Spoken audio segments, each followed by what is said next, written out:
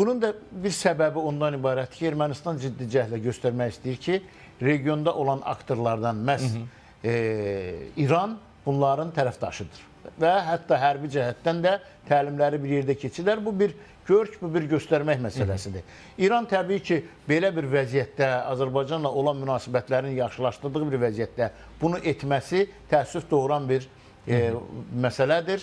Və bir daha qeyd edirəm, aprelin 1-dən iyuna qədər ümumiyyətlə bunlar təlimləri plana uyğun olaraq, o istər xüsusi təyinatlar olsun, istər ehtiyat qüvvələri olsun, bunlar bu məsələləri edirlər. Yəni yeni silahlar, məlumdur ki, həm quruda, həm suda vuruşan Azərbaycan ordusunun qarşısında Azərbaycan ordusu bunu çox ciddi şəkildə izləyir. Hər bir təlimdən də xəbərdarıq. Bir məsələni qeyd etmək istəyirəm.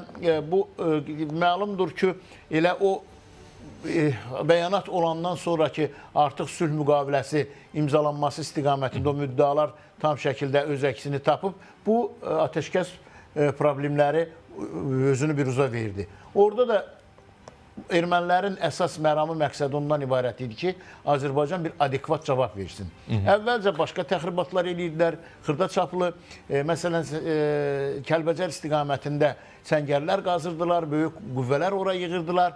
İndi artıq Azərbaycan adekvat olaraq bunların cavabını verir. Qabaqca məqsəd o idi ki, hər hansı bir atılan silahdan sonra dünyaya bunlar bir car çəksinlər, necə deyərlər ki, bu pozulur.